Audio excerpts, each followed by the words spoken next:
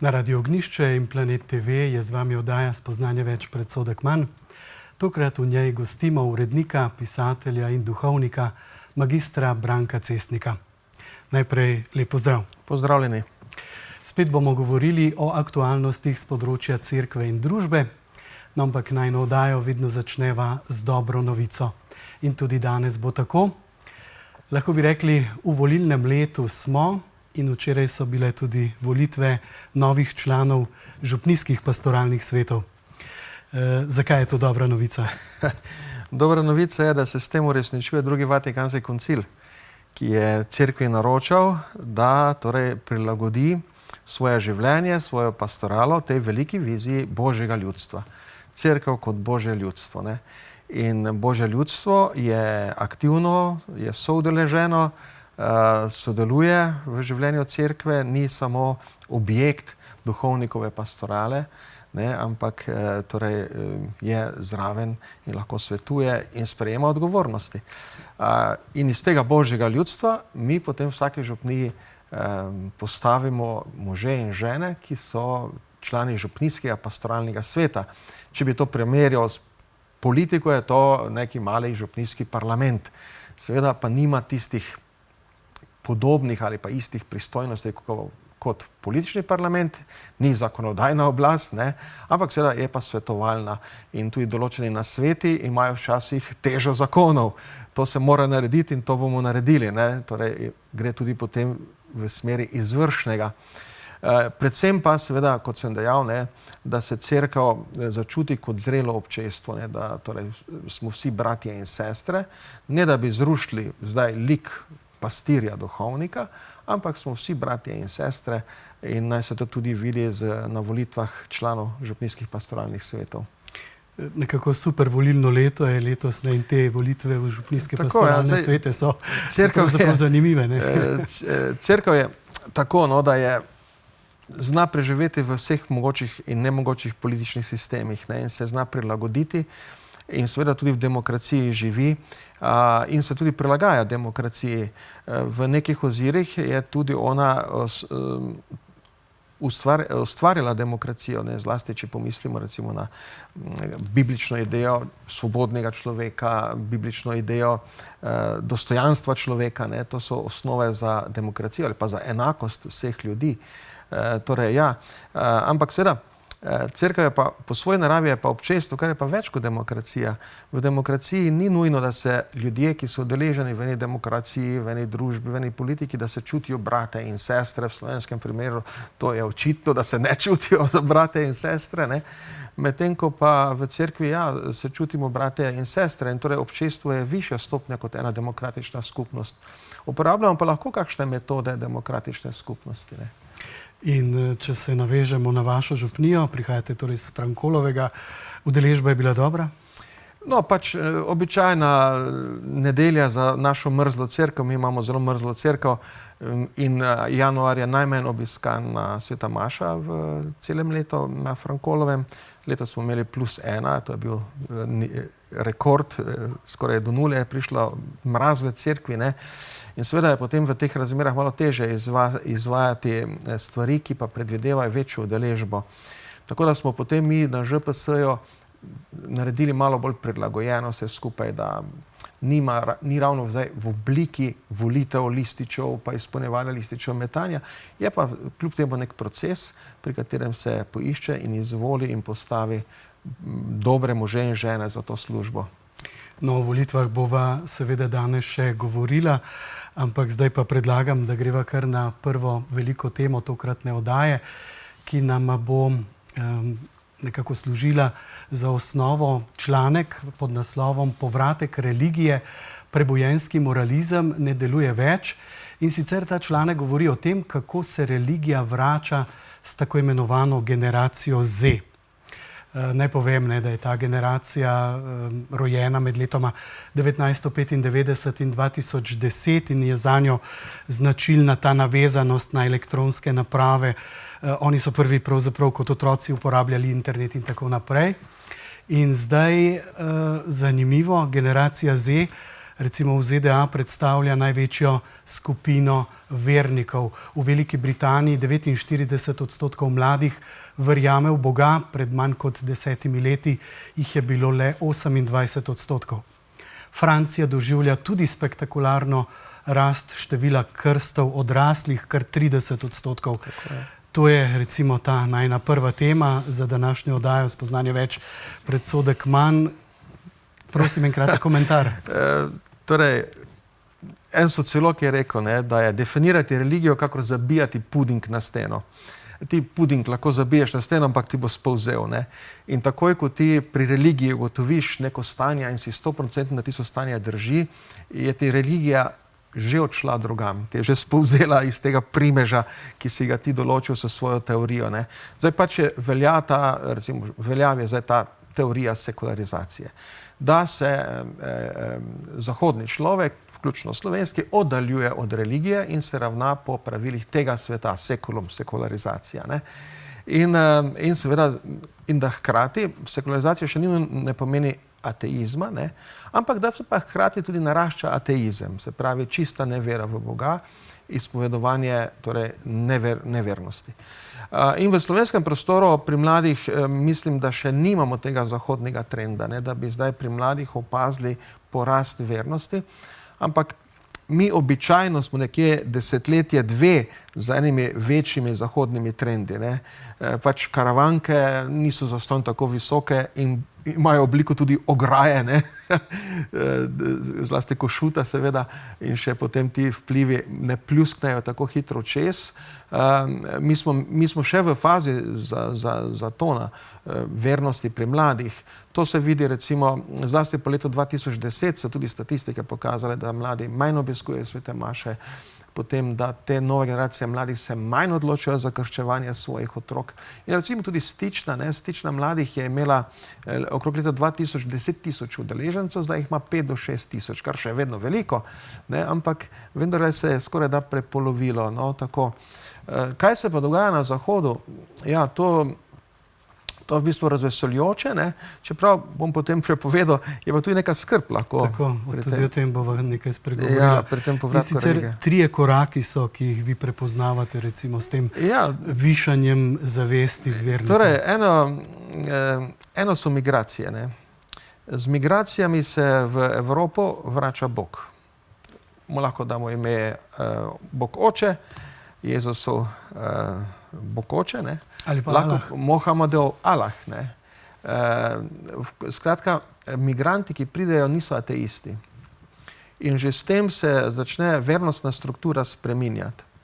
To se zelo dobro vidi v skandinavskih deželah, ki so veljale kot najbolj sekularizirane, kot najbolj tiste, ki imajo polno ateistov, nevernih, ali pa kot cerkev več nič ne velja. Zdaj se pa v teh skandinavskih deželah, predvsem zaradi muslimanskih priseljencev, že ta trend obrača in govorimo že o desekularizaciji, se pravi, da se že ljudje več ne ravnajo po tem svetu, ampak po božjih zakonih, ne? Ali pa gledajo bolj na versko vsebino in versko identiteto iščejo. To so migracije in te migracije niso samo seveda islamske, ne, so tudi krščanske.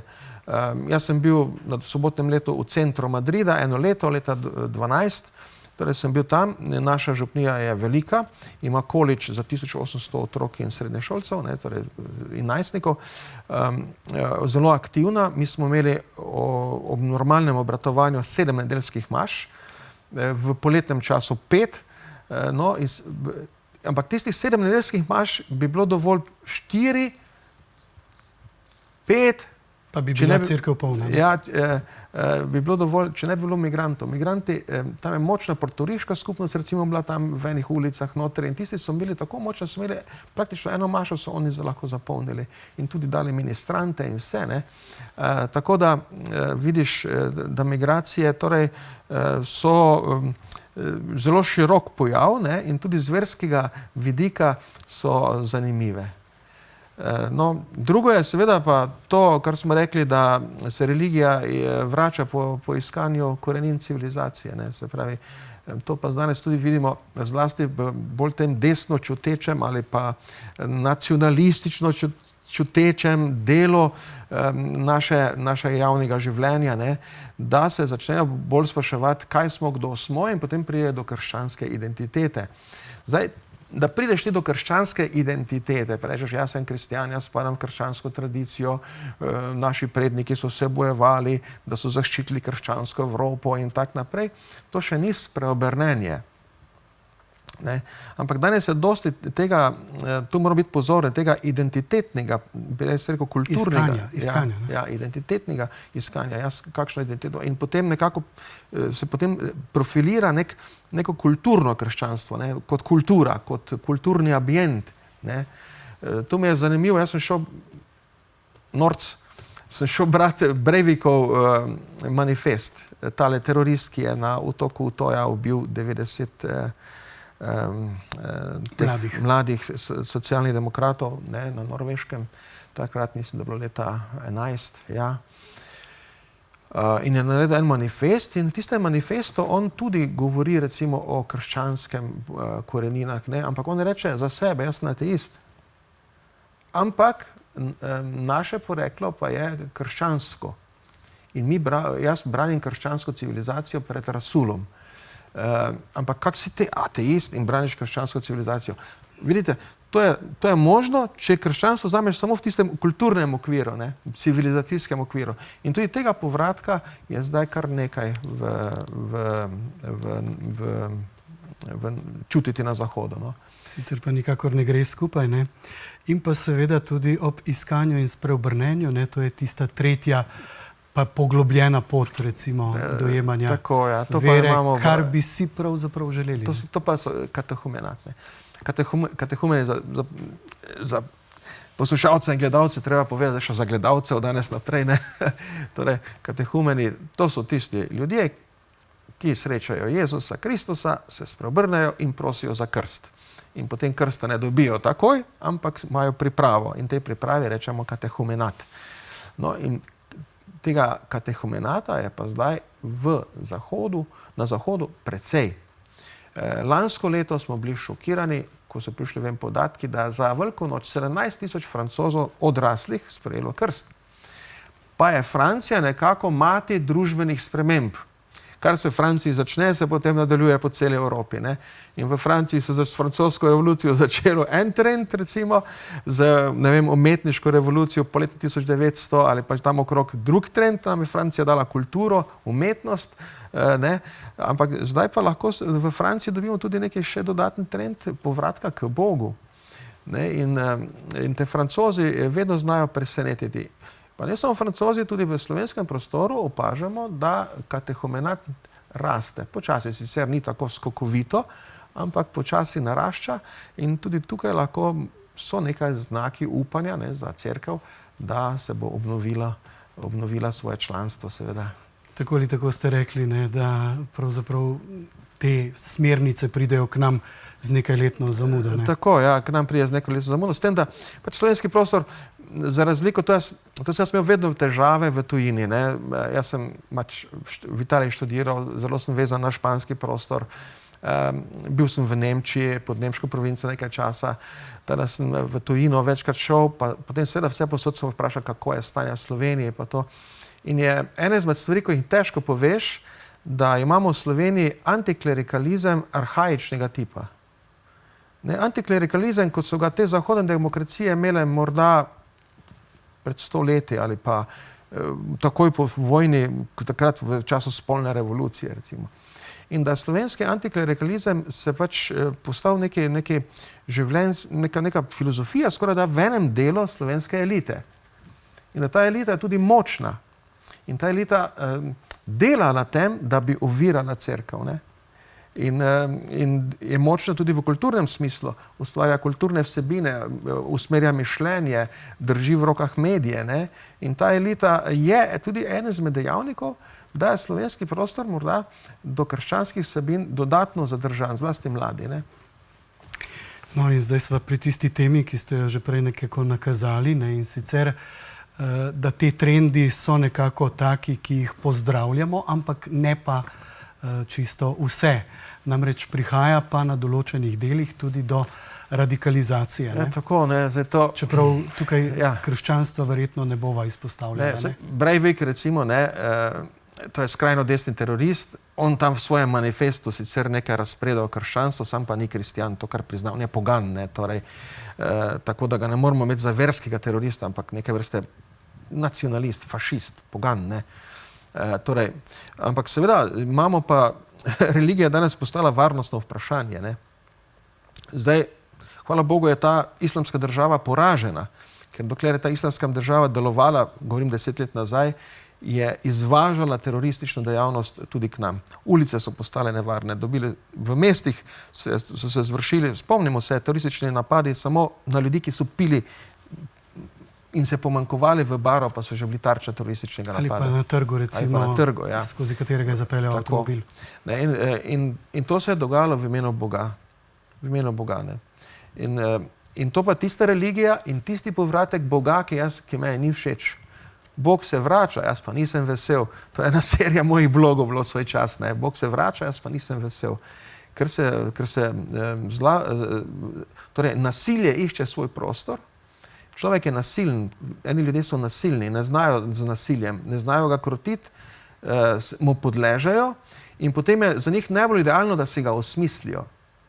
In religija je odlični osmišljevalec v tem smislu, da človeka osmisliš pred smrtjo, ga osmisliš kot družinskega človeka, ga osmisliš v celotnem bivanju, zakaj živiš, in terorist si jo vzame kot osmišljevalko nasilja. Ne samo, da ubijam, jaz ubijam v imenu Boga, ne samo, da bom ubil, še sebe bom ubil in šel direkt v nebesa. To je čisti fanatizem. In seveda tu pa zdaj vprašanje verskih voditeljev in verske vzgoje.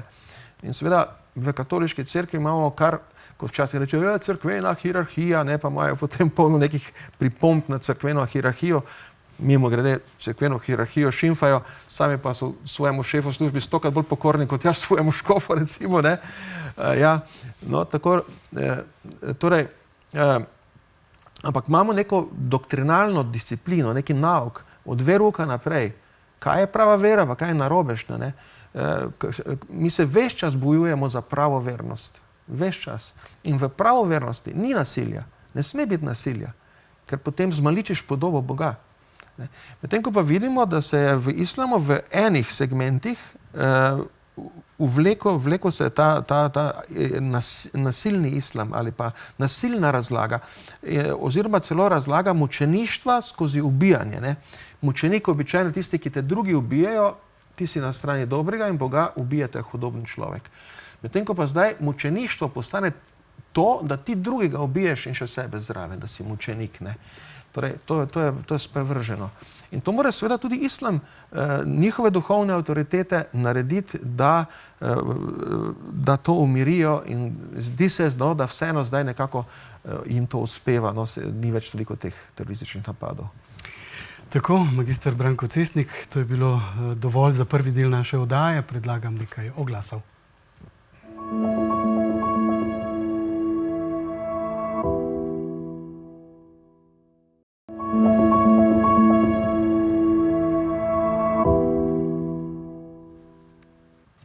Spremljate oddajo Spoznanje več, predsodek manj na Radio Ognjišče in Planet TV. Druga tema današnje oddaje je krščanstvo in moč kulture. Še vedno smo v mesecu kulture in vi, magister Branko Cesnik, ste ga obeležili kar obilno tudi s predstavitvami vaših knjig okoli kulturnega praznika in tako naprej. Predvsem gre tukaj za vaše knjige, ki se dotikajo naše travmatične polpretekle zgodovine. Predvsem ta zadnja knjiga, ki opisuje dogajanje v Šterntalu. Mogoče nekaj vtisov? Ja, torej, mesec kulture, ta mesec je meni vedno lep. Rad potem grem na kakšen koncert, tudi sinoči sem bil na koncertu Bachove glasbe v Slovenskih Konjicah. Bachova glasba v Slovenskih Konjicah v cerkvi. Čudovito. Torej, zdaj pa sem še toliko bolj oprežen, odkar pišem knjige, ne, in sem postal kulturnik, ne. Torej, pišem romane in zdaj jih 5 je že med ljudmi, 6. delam. Ja, in seveda je to prineslo s sabo tudi predstavitev romanov, ne, in so lepi trenutki, da kot pisatelj greš med ljudi Tako na različna okolja me vabijo, ali v javnih knjižnicah, ali v kakšni župnijski dvorani, ne, ali v knjigarni. Ta mesec imam eno javno knjižnico, eno župnijsko dvorano, pa eno knjigarno, recimo. Naslednji mesec pa podobno. No, in se srečaš z ljudmi, ne, in vidiš, zadnji avtor je bralec, ne. To vidiš. Zadnji avtor je bralec, ne. Ko ti bralci povejo, ko so prebrali, ti povejo ene vidike, ti povejo eno izkušnjo, literarno, tudi čustveno, ki so doživeli. Dodajo svojo zgodbo, ker vaša zgodba, gospod pisatelj, je zgodila mojo zgodbo, ne. Dodajo svojo zgodbo in ta srečanja so res čudovita. In vidiš, da dejansko, ko napišeš roman, več ni tvoj. Ne, si ga predal ljudem. Spustil si ga med ljudi. Spusti ga zraven. To je slikar, ne, enako slika od tistih, ki ga gleda, ni več moja, ne. Tak. No in še posebno veselje pa me zdaj ob koncu meseca bilo seveda ta film Exodus 1945, Naša kri, ki ga nisem videl. Sem pa vesel, ker je tudi David Sipoš iz iste krajevne skupnosti kot jaz, Ptuj Breg, ne. Da smo Ptujčani zdaj malo tu se naprej potisnili v to našo kulturniško sfero, ki je nekako običajno bolj kot ne centralizirana, ne, bolj metropolitanska. Mi pa smo nekako vedno bili provinca. No in sem vesel in sem tudi našel, že tega, kar sem prebral, torej tudi ene sporednice z mojim romanom Dolina zvezd. Ne, tudi tu je zgodba okrog sanitetnega vlaka in zdravnikov. Prikazani so pa domobranski ranjenci, ne. Jaz sem pa v romanu Dolina zvezd prikazal partizansko sanitetno postojanko in odnos zdravnik ranjenec, medicinska sestra ranjenec in partizansko sanitetno postojanko. In se mi zdi, da smo oba nekako začutila, ne, avtorja teh dveh različnih prek, svoj film je čisto nekaj drugega kot roman, veliko večji, ne, veliko bolj tudi ljudski, gre bolj med ljudi, ne. Torej, smo oba začutila, da skozi saniteto lahko poveš hude drame in resnico v nekem času. Partizanska saniteta, domobranska saniteta, nemška saniteta, ne vem, četniška saniteta, sovjetska saniteta. Vedno gre za ljudi v stiski. Vedno gre za ljudi. In vedno imaš tam junake, ki se žrtvujejo za ranjenca, ne. No, mimogrede naj povem, ne, da sem dobil zdaj že čisto nove podatke. Minuli konec tedna si je ta film Naša kri, Exodus 1945, ogledalo že 10 000 gledalcev. To je za slovenske razmere veliki film. Izjemno. Ne. No, ravno to me je pravzaprav zanima v povezavi tudi z vašim pisanjem. Kako vidite, da se Slovencev dotika ta travmatična zgodovina? Nekateri pridejo pa kar odmahnejo z roko, pa se rečejo, zanima nas pravzaprav samo tisto, kar se bo šele zgodilo, važno je, da gledamo naprej, pustimo kosti in tako naprej, ampak očitno se dela naroda to vendarle dotika. Prvi cilj tudi mojega pisanja o travmatični zgodovini, jaz sem pisal o mobiliziranci v nemško vojsko na zahodni fronti, na vzhodni fronti, potem pa seveda o partizanstvu in o Šterntalu in o Ozni, ptujski Ozni po drugi svetovni vojni, torej njenem delovanju. Prvi cilj tega pisanja je sočutje do žrtev. In sočutje, ne. In da se ti poistovetiš z žrtvijo, da ti živiš, jo sprejmeš vase, kot del tebe, ko bereš ali pa ko gledaš film in skupaj z njenim trpljenjem tudi ti trpiš in na koncu doživiš to klasično katarzo. Koliko sem zdaj slišal o teh filmih, o tem filmu Exodus 1945, Naša kri, da ljudje na koncu obmolknejo. To je znak katarze. Torej, doživeli so katarzo. Po klasični teoriji umetniškega dela, katarza, ne. Seveda, tukaj lahko omenimo recimo še Škofjeloški pasijon, ki gre tudi v to smer in pravkar prihaja, ne, v Škofji Loki. Ja, tako. Gre tudi v smer sočutja, ne. Zakaj prikazujemo Kristusovo trpljenje, ne da bi zdaj uživali v sadističnih prizorih, ki so tam, ne, ampak da zbudimo sočutje z nedolžnim. No in tega nedolžnega imaš v vseh vojnah, v vseh uniformah. In sočutje z njim je obvezno, da humaniziramo svojo zgodovino, svojo preteklost in da smo na strani žrtev, ne? Na strani pozabljenih. To je ena operacija, ki je, mislim, intelektualna, čustvena, tudi duhovna operacija pri umetnikih, ne, v odnosu do zgodovine. Seveda, eni pa zamahnejo z roko, ker so... Jaz več nisem tako naiven, kot sem včasih bil. Ne, zdaj vidim, zaradi vpletenosti zamahnejo z roko, ker se jim preveč sveta podira. Ne, če moraš zdaj ti v enem filmu biti sočuten z ranjenim domobrancem, se ti podere ves tvoj ideološki svet. In kaj boš naredil? Ne boš šel gledati. To je obrambni mehanizem. In teh odzivov je na internetu, se pravi na družabnih omrežjih, precej. To je obrambni mehanizem. Se pravi, da so nekateri že ta film umestili tudi v čas volilne kampanje in da je prišel prav zaradi tega ob tem času. Mislim, zanimivo. Jaz sem zdaj ta hip prvič pomislil, da bi ta film lahko bil povezan z volilno kampanjo. Pa je res slučajno tako prišel začetek volilne kampanje in film zunaj. Ampak jaz sem prvič na to pomislil, ker nisem nikdar pomislil, da bi moralo vse biti skozi politiko gledano. Ampak eni gledajo vse skozi politiko, ne. Žal. Ampak umetniško delo je močnejše od politike, ne. Gre globje. Umetnik in menih, sta si bratranca, bi rekel, ne, tipata v globino. Menih z molitvijo, kontemplacijo, umetnik pa z umetniško intuicijo, z delom, z iskanjem lepote in sočutja do žrtev. In moramo pustiti, da taki filmi govorijo, da nas umetniško delo prevzame in nagovori. Ja, če sva že omenila Škofjeloški pasijon in pa seveda, da omenimo tudi ta film, je treba omeniti še eno zmago pravzaprav, ne, za te katoliške filmske ustvarjalce. Namreč film je nastal brez podpore države. Ne? Ja, to je moč civilne družbe. Ne? Ta film kaže moč civilne družbe. Civilna družba je močna, če zmore brez države. Ali pa celo z spotikanjem strani države. Potem si še močnejši, če zmoreš. Pa če ti država malo nagaja, pa ti vseeno zmoreš, potem si pa res prava civilna družba. Ne? Močna enako je pri Škofjeloškem pasijonu. Ja. Ne?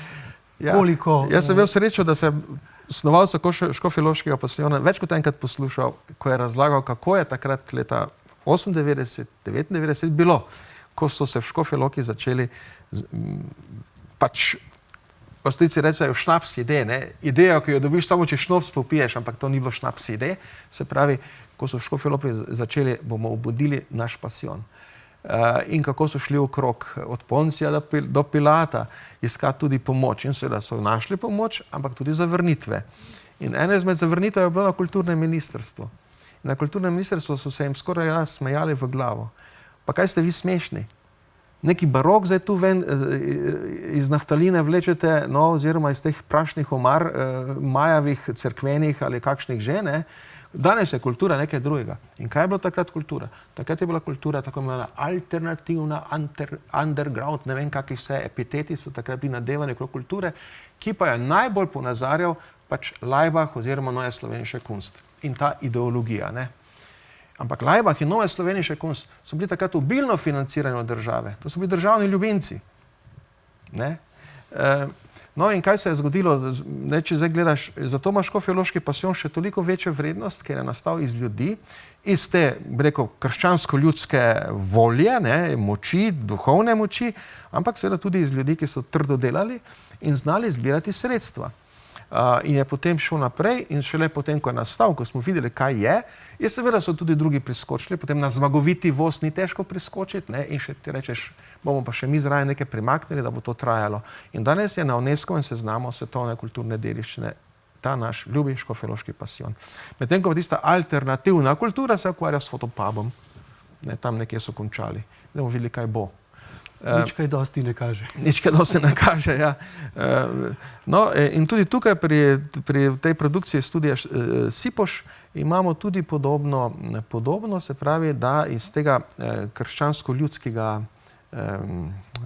okolja, ne, se dvigne neka moč, ki se izrazi tudi v finančnih donacijah in podpori nekemu kulturnemu projektu. In nastane dober celovečeren film. Zelo gledljiv, zelo čustven in zelo idejno močen. Ne. In seveda to, da zraven ni bilo države, ali pa da se je kdo verjetno preko ramena zviška zmrdoval, kaj pa to delajo ti ljudje, je samo še plus za ta film, ker je res potem to civilna družba tako kot treba. No, če kar se navežem na ta film, namreč čakamo že nadaljevanje. To naj bi bil prvi del trilogije, prvi del torej vračanje oziroma beg preko Karavank, drugi del vračanje v roke partizanom in tretji del potem konec teh ljudi v različnih breznih, bodisi na Štajerskem, bodisi na Dolenjskem. Se mi zdi, da ko bo ta trilogija posneta, bomo pa Slovenci nekako saj z tega čustvenega vidika pa nekako pripravljeni, da bi stopili drug k drugemu in si končno odpustili. Kajti lahko se bomo uživeli, če bomo želeli seveda, v bolečino drugega. Film je za razliko od romana, ki jih jaz pišem, jaz imam pač tistih 1000 izvodov, ki jih dam ven, in pa mogoče še ponatis, pa potem v knjižnicah, koliko si sposodijo se nekje 1200 do 1500 mojih romanov na leto, kar ni slabo, ampak to ni bum, bum, bum. Medtem ko pa roman torej nagovarja posameznika, medtem ko pa film nagovarja množico, že to, da grejo vsi skupaj gledati, že to, da smo v kino in ustvari, takrat poenoti čustveno stanje teh ljudi. Ne samo, da jim da vsebino, tudi čustva jim da, in se ljudje skupaj doživljajo ena stvar.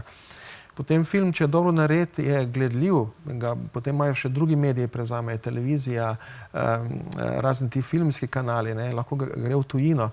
In film lahko marsikaj spremeni. Če se spomnite tale Schindlerov seznam, kako je spremenilo naše dojemanje Auschwitza. Pa saj smo o Auschwitzu veliko vedeli, pa smo že kaj prebrali. Jaz sem prebral tega Elija Wiesla v Auschwitzu. Pretresljivo, tista knjigica me je spremenila, ko Noč je naslov, on opisuje svoj Auschwitz. V slovenskem prostoru smo imeli ljudi, ki so bili tam v Auschwitzu. Brali smo pri nas recimo Viktora Frankla radi, ta psihoterapeut, psiholog v Auschwitzu. Tako da smo Auschwitz poznali, ampak ko je prišel film, narejen z filmskim jezikom, pa z to sposobnostjo izražanja čustev, klicanja čustev ven iz nas, sočustvovanja. Eni pravijo recimo, da tudi križev pot, ki ga molimo sicer po cerkvah v postnem času, je prav zaživel šele potem, ko je prišel na ogled film Passion Mela Gibsona. Takrat smo si šele prav predstavljali. Tudi takrat je Auschwitz nepozabno nam prišel v srce. Oziroma, se ni bil Auschwitz prikazan, ampak eno taborišče blizu Varšave. Enako pa je tudi tale Mel Gibson z Passionom dosegel. S Passionom in potem po tistem tudi križev pot, ki ga redno moliš, ga več ne moliš samo kot pobožnost, ki jo pač moram včasih narediti, ker je pač na urniku v postnem času, ampak že imaš podobo, že imaš eno čustveno izkustvo, že imaš vse tisto, kar ti je tisti film zbudil, in ti je film veliki pripomoček v tvojem doživljanju Kristusovega trpljenja in seveda v tvoji rasti, v ljubezni do Boga na koncu.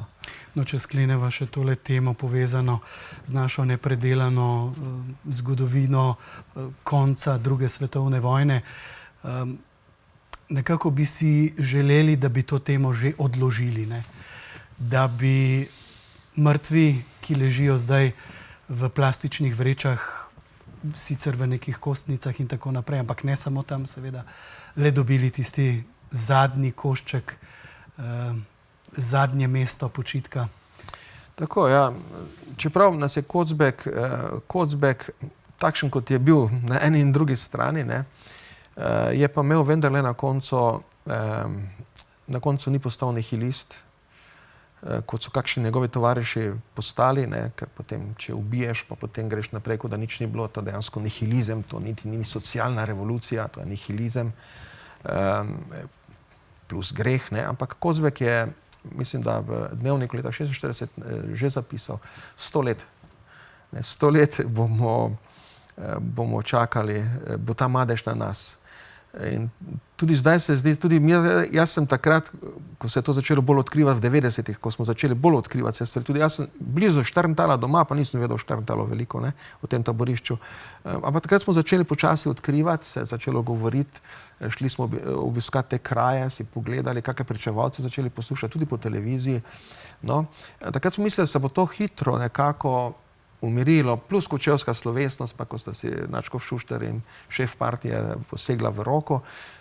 Takrat se je zdelo, da bo to v nekako 10-15 letih se pomirilo in bomo šli naprej. Imeli bomo grobove, imeli bomo zgodbo izdelano, zgodovinsko sliko urejeno in bomo šli naprej. Ne. In zdaj se mi pa res zdi ta pesimistična varianta, ki je Kocbek napovedal 100 let. 100 let. Zakaj 100 let? Zaradi globine zločina in količine. Ogromno ljudi nedolžnih pobitih in na zelo krut način, se pravi demonsko, tako rekoč, pobitih. In zaradi potem tega drugega pravila po umoru molk, zamolčanost, ki je potem druga smrt. Prva smrt je, ko tega vržem v jamo, druga smrt pa je, ko prepovem spomin in grob. Ta druga smrt, ne? In vsi ti storilci, to so njihove zgodbe, Bog jih bo sodil, naj jim bo milostljiv, ampak seveda ti storilci so ustvarili en tip civilizacije, en tip miselnosti, eno elito, ki je potem po vojni vodila Slovenijo 45 let.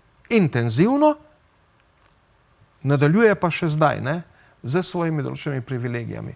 Že tisti, ki je dobil hišo ali stanovanje v hiši, stanovanju, ki je bila prej od nekega meščana, podjetnika, ki je bil ubit, je kriv, je namočen, je zraven, če tudi ni osebno kriv. Se je krivda razlila čez njega, ne? In teh ljudi ni malo. In to je danes en tip družbene elite, ki stoji tam, nekje na vrhu je, ne? In našo družbo kontrolira in ta elita se zavestno ali podzavestno boji, da jim padajo temelji njihove eksistence. Tudi materialne, ekonomske, v primeru, da živiš v hiši, ki je bila ukradena enemu, ki je bil ubit. Tako, naj bo to za drugi del dovolj. Še en del je pred nami. Predlagam nekaj oglasov.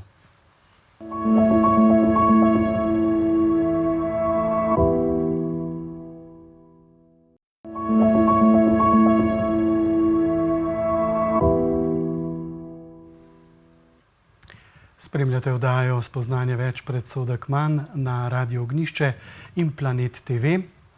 Tretja tema današnje oddaje z magistrom Brankom Cestnikom pa je Kristjan in politika oziroma dileme pred volitvami. Zapisali ste, magister Cestnik, 3 tako imenovane Jezusove smernice za volitve 2026. In sicer gre za 3 premagane skušnjave iz minulega nedeljskega evangelija. Nam razložite.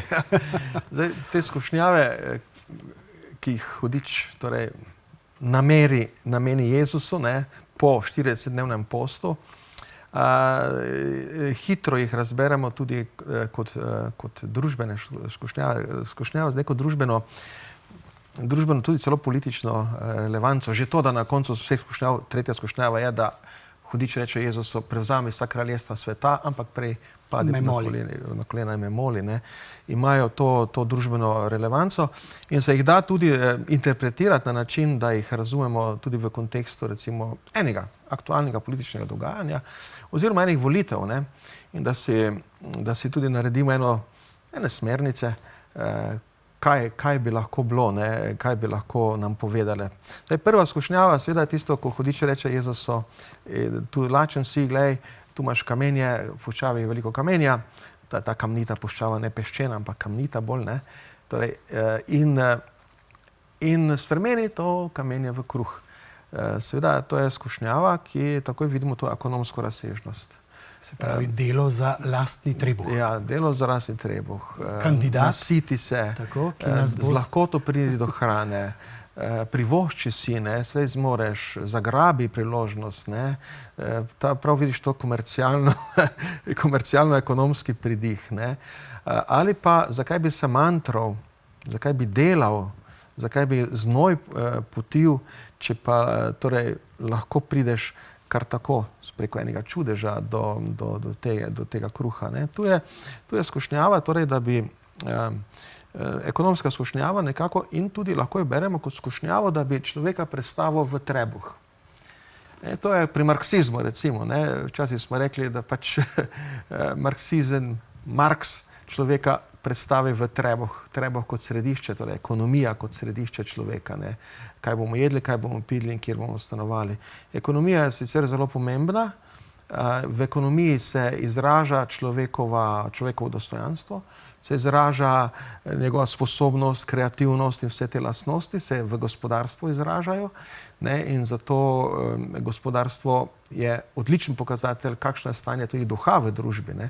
Vse to. Seveda ne moramo pa človeka skrčiti na ekonomijo in na zgolj zadovoljevanje tehle materialnih potreb. In to je Jezus potem reče, ne živite samo od kruha, ampak vsake besede, ki prihaja z Božjih ust. No in če to apliciram recimo na volilne programe, bom jaz zdaj v volilnih programih res pogledal, kako gledajo na ekonomijo.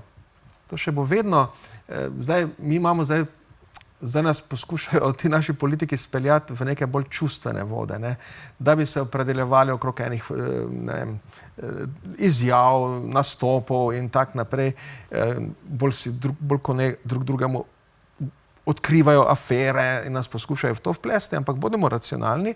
No, kaj hočete z gospodarstvom? Prvič, ne bom volil ubijalcev gospodarstva. Ubijalcev gospodarstva ne bom volil. Tisti, ki so krivi, da se naši podjetniki zdaj selijo na Hrvaško, niso moja opcija. Ker če ti ubijaš gospodarstvo, ubijaš človekovo dostojanstvo, kreativnost, delo, pridnost, ne? Kaznuješ celo na nek način.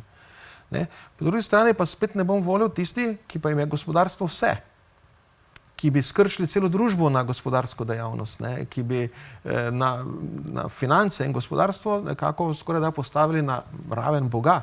Ne? To pa je mogoče kakšni, vsega pri nas ga ni, teh bolj desnih kapitalističnih ideologij, v slovenskem prostoru praktično ni tako prisotnih. Ne? Ampak recimo lahko je tudi to ena skušnjava. Ne?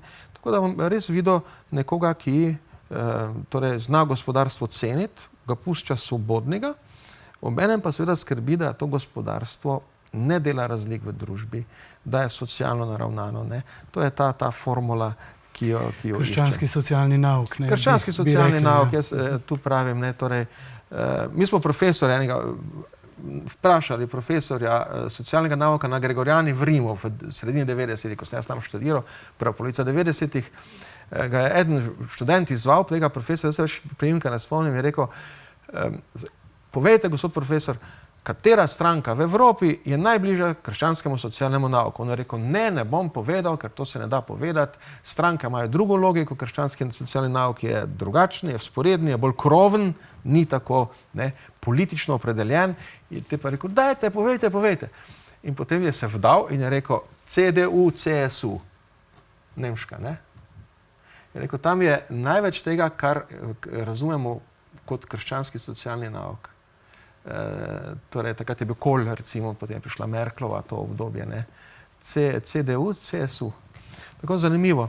To je prvo, ne, druga skušnjava pa seveda tisto, ko reče hudič Jezusu, da bi se vrgal dol s stolpa. Tukaj gremo pa iščemo čudeže, ne? Iščemo čudeže, iščemo spektakel. Če rečem, to je nekako v stilu rimskega panem et circensi, se pravi kruha in iger. Ne? Prva skušnjava, dajmo ljudem kruha, oziroma zadovoljimo ekonomske potrebe, potem jih bomo držali v roki. Ne? Tudi v to skušnjavo zapada tudi lahkomiselna sociala, ki kartala, da si dobi nekaj glasove in da pomiri ljudstvo. To je tisto, ko so metali kruh med rimske reveže, ne? V Koloseju, da so jih pomirili in imeli na svoji strani. Ne? Takoj zraven pa pride spektakl. Kruha in iger, spektakl, ne? Čudeži. Tu dejansko hoče hudič od Jezusa, da naredi čudež. in da se nekako s čudežom izkaže, da naredi neki spektakel. Ne? No, in Jezus seveda tudi to zavrne, ne skuša svojega Boga. Jezus ne sprejme logiko, da bi on bil neki čarovnik, da bi on bil neki, ne vem, pa da bi čudež delal sebi v prid. Ne? Da sem dol vrgel, potem pa bom kot ptiček odletel, ker sem pač Božji sin, lahko to naredim. Ne? Pravi, da bi bil kot nek čarovnik. Ja, kot nek čarovnik, zelo spektakularni. In da bi tudi, tu pa Dostojevski analizira te 3 skušnjave v legendi o velikem inkvizitorju, v bratih Karamazovih. Ne, tu pravi, da Jezus pravzaprav zavrne čudež, ki bi ljudem odpravil dvome. Jezus hoče, da ljudje skozi dvom zorijo v veri. Če pa vidijo preveč direktni čudež, pa je dvom odpravljen. No in ker jih očaraš, ker jih hipnotiziraš čudežem, ne? No in tu imamo recimo, tu pa bi rekel, je pa tudi lahko vzamemo pod drobnogled obnašanje naših politikov v območju medijev, nastopanja, PR-ja. Ko poskušajo včasih s PR-jem, PR to je po starem se temu reče propaganda, no. Ker se grdo čuje, se pač reče PR, ne. Javni odnosi z javnostmi, po starem je to pač bila propaganda. Torej, ko poskušajo s propagandnimi učinki doseči te čudežne, čudodelne občutke. Ne, naša vlada je sposobna to, pa poglejte, kaj smo naredili, pa to, pa no, ne, mi smo najboljši. Ne, in je to prikazovanje samega sebe, tako rekoč kot nekega čudežnika, čudodelnika, ki bo rešil z stresom roke vse. Ne, s čarobno paličico. Ja, in ne dvomite vame, jaz sem dober. Ne, to poskuša PR. V skladu s to z drugo skušnjavo. Ne. Čudež, prikaz čudeža, PR, propaganda in ne dvomite vame. Jaz sem zanesljiv voditelj. Ne, in ustvarjati v teh ljudeh. Torej, kje je treba biti potem pozoren pri tej drugi skušnjavi? Recimo, če to navežemo na zdajšnje volitve. Pri drugi skušnjavi je pozoren na politika, ki stavi samo na PR, pa ne na vsebino. Samo na učinek, kako bo v javnosti izpadlo. Ne. In to recimo pri trenutnih gledajočih je to precej očitno. Včasih ne veš, če vladajo ali vodijo PR. Se zdi, da so zamenjali te dve. Da se jim zdi, če so neki PR dobro speljali, da tudi dobro vladajo. In ko slabo vladajo, potem z nekim manevrom PR-skim poskušajo slabo vladanje odkriti. Torej, se pravi, z nekim čaranjem, z neko hipnozo, te prepreči, da ti vidiš realno stanje. In to hipnozo, to čaranje mi moramo zdaj odstraniti in pred volitvami priti do vsebin. Kakšne so v resnici čakalne vrste za operacije? Ne? Kakšno je resnično stanje sociale? Kako so varne ulice v Ljubljani? Kakšna je resnična gospodarska rast? Kakšna je resnična gospodarska rast? Ne? Baje živimo v hiperinformirani družbi, hiperkomunicirani, pa teh osnovnih podatkov ne vemo, ker je toliko propagande, da več ne veš, komu bi verjel. Jaz živim blizu Celja in po eni strani slišim, da ljubljanske ulice niso varne, po drugi pa so. In ne vem, kako naj to rešim, da bom vedel, če so ali niso varne. Verjetno bo eno noč se šel sprehajati celo noč po ljubljanskih ulicah, da bi na svoji koži videl, če so varne ali niso. Ne? Recimo, na koncu bom v tej hiperkomunicirani družbi moral to narediti, da bom se lahko prepričal. Potem pa vsa komunikacija zastonj, če ne verjamem komunikaciji in PR-ju. Še tretja skušnjava nama je ostala, to pa je tista najbolj, kako se reče, diabolična. Ja. Se pravi, skušnjava moči. Vse ti dam, če poklekneš pred me in me moliš. Tako reče tudi Dostojevski, da je to potem ultimativna skušnjava, zadnja, najhujša, tretja. Torej, skušnjava, tu za samega Kristovca, če gledamo, da bi on ustvaril Božje kraljestvo, ustvaril svojo novo cerkev, novo Božje ljudstvo, brez križa, temveč preko politične moči. Zakaj bi jaz šel na križ in trpel tiste velike muke in šel v smrt, pa ne vem, kaj je na drugi strani, v dvom, torej v padec, čutil zapuščenost, čisto zapuščenost tudi strani mojega očeta gor na križu, ne? Če pa bi jaz lahko ustanovil novo človeštvo, novo cerkev, tako da bi prevzel oblast. v kraljestvih tega sveta. No in tu hudič mu to ponudi. Postani politični mesija. Vsej moč za to imaš. Malo boš čudeže delal, malo to dobro govoriš. Ljudje te imajo radi, bojo šli za tabo. Potrebujejo. Veš, da potrebujejo zdaj. Koga zdaj ljudje potrebujejo? Ja, političnega mesijo, ne? Nekoga, ki jih bo vodil in rešil iz njihovih tegob in težav in vsega, ne? In tu hudič ponudi Jezusu to, ne? Ampak mu da tudi pogoj, da pade na kolena in moli hudiča. Tu hudič se vidi, da ni najbolj bister, ne? Če on bi bil bister, bi vedel, da Sveta Trojica ne more razpasti. Tu hudič poskuša, da bi razpadla Sveta Trojica, da bi sin, Divida et impera. ja, da bi dejansko hudič prevzel Božje mesto in da bi razpadla Trojica, da oče ne bi častil, da sin ne bi častil očeta, ampak da bi častil hudiča. To je nemogoče, ne?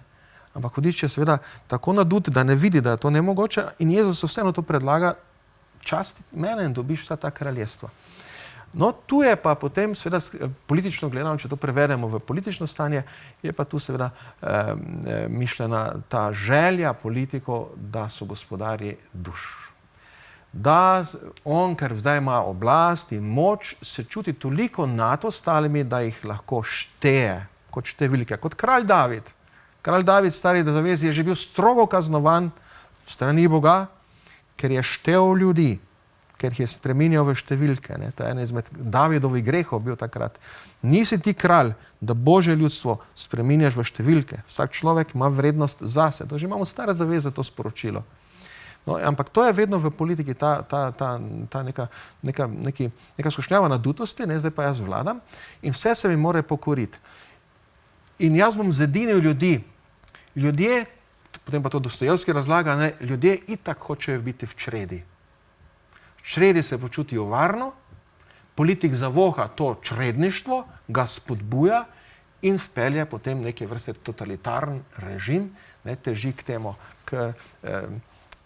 Dostojevski reče, k zjedinjenju človeškega rodu, ne, zjedinjenju v smislu totalitarizma. Ne. Seveda tudi to, zdaj moram pri politikih opazovati, kakšne so njihova ultimativna nagnjenja. Ali težijo k temu, da bi ljudi spreminjali v številke, kot da smo ljudje v lasti države, to včasih imaš pri kakem politiku občutek, kot da smo mi v lasti države. Nismo, mi nismo številka, mi smo samostojne osebe in ti vladaš svobodnim, samostojnim osebam. Vladaš, koliko ti mi damo mandat, ne? Politiki bi se morali tega vsi zavedati, ne? Vsi smo samo za določen čas. Jaz bi rekel, domača naloga, preberite legendo o velikem inkvizitorju, do 22. marca imate čas, ni dolga, jo prebereš v dobre pol ure, recimo uro od Dostojevskega, pa malo premislite o svojem poslanstvu. Čeprav strah na levi je pa kar velik, ne? Ja, zdaj to, seveda, vsak se navadi na oblast, ne, to je, jaz tega pač kot župnik tega ne poznamo, ker jaz sem postavljen od škofa in odstavljen od škofa, ne. Ne grem na sodbo ljudstva, bi rekel tako, no, razen če bi bil kakšen škandal, no. Medtem ko pa politik se mora z ljudstvom soočiti, ne, vsake 4 leta. In to tudi ni preprosto, tudi psihološko ni preprosto, ne, torej pred ljudi dejansko iti na rentgen, ne, da te ljudstvo, da daš svojo dušo, svoje življenje, premoženje, kar imaš pač na rentgen, kdo si, kaj razmišljaš, kakva je tvoja preteklost. In trepetajo pa tisti, ki so na oblasti, bolj kot oni, ki pa oblast iščejo. Hvala lepa, magister Branko Cestnik, za vaše besede v današnji oddaji Spoznanja več, predsodek manj. To je bilo torej to, kar smo vam pripravili na Radio Ognjišče in Planet TV-ju. Hvala lepa, drage poslušalke in dragi poslušalci. Naj povem, da bova z magistrom Brankom Cestnikom spet z vami v mesecu marcu in sicer bo to peti ponedeljek v mesecu, mislim, da gre za 30. marec. Za danes pa hvala lepa in srečno.